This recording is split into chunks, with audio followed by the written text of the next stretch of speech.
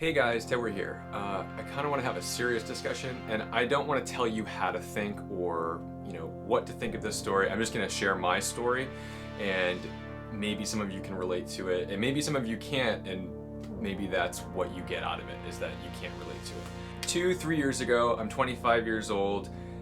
Went to this party in Rhode Island with my brother-in-law and my sister, and it was a yuppie kind of party. We went to my dad's friend's house whose son goes to Yale and sings in an a cappella group, and they invited us to their boathouse to have some wine, cheese, and watch this group perform, which was super fun.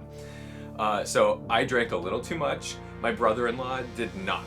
We get in the car, I'm in the back seat, my sister's in the front seat, and I'm not feeling well. We've pulled over maybe twice for me to unload some of the excess alcohol that I've imbibed, but I'm not blackout drunk. I'm totally functional. It's more just like, oh guys, I'm not all right. We gotta pull over, that kind of thing. So we're getting pretty close to home. We're on the highway, maybe 10 minutes away from my sister's house. Basically, my sister's a doctor. She's keeping me hydrated. She's ready to put me to bed and keep an eye on me, that kind of thing.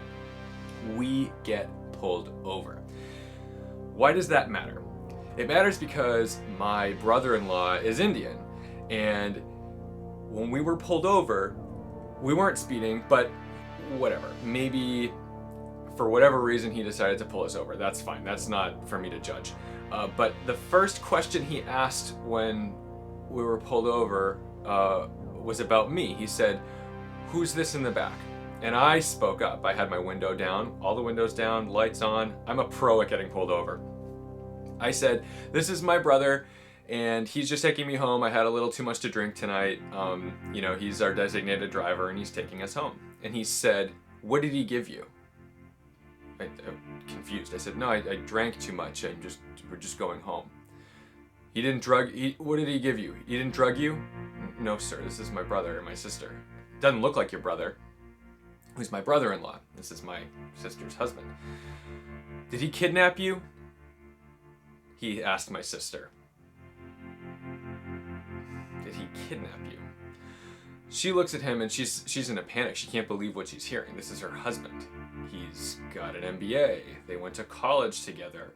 They've been married for a few years. They've been together for nearly a decade. And here she is being asked if her husband kidnapped her.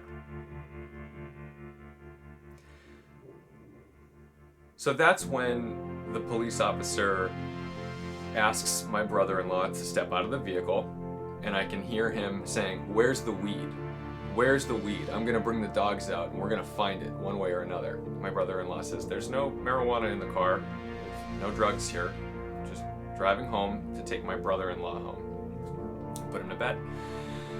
So that's when I hear the slam on the trunk, and this police officer frisked my brother for no reason. I still can't grasp this. It was very confusing.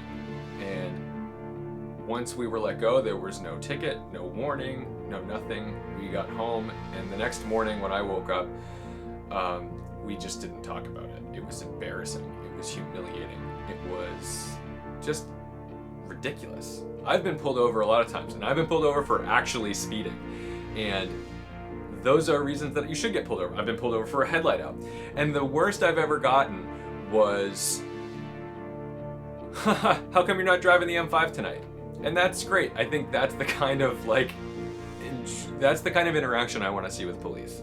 But what I can't understand is why my brother, who is a stand-up guy, a businessman, and it's almost racist for me to be explaining his credentials, because it's bullshit. I shouldn't have to say he's well educated and things like that. That's crazy talk. But the reality is, he's more educated, he's smarter than me, and he's the one on the back of the car getting interrogated for drug possession, kidnapping, and whatever else. For what? So, anyway, the point of the story is that all of your minority friends, or maybe you, have gone through this.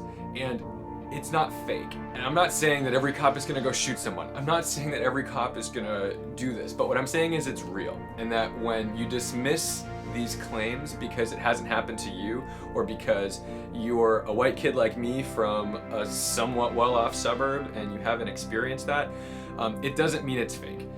And I want you to understand that your minority friends have all gone through this at one point or another. Validate their stories.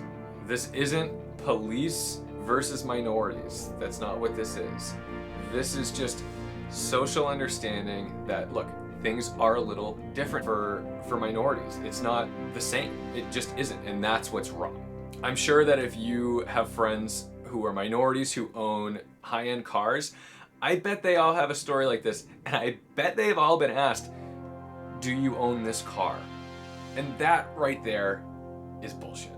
Talk to your friends. Take these kind of things seriously, because I know that would not have happened to me. I've never been pulled out of a car. I've never been searched for drugs.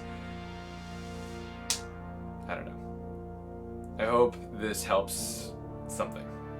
Bye.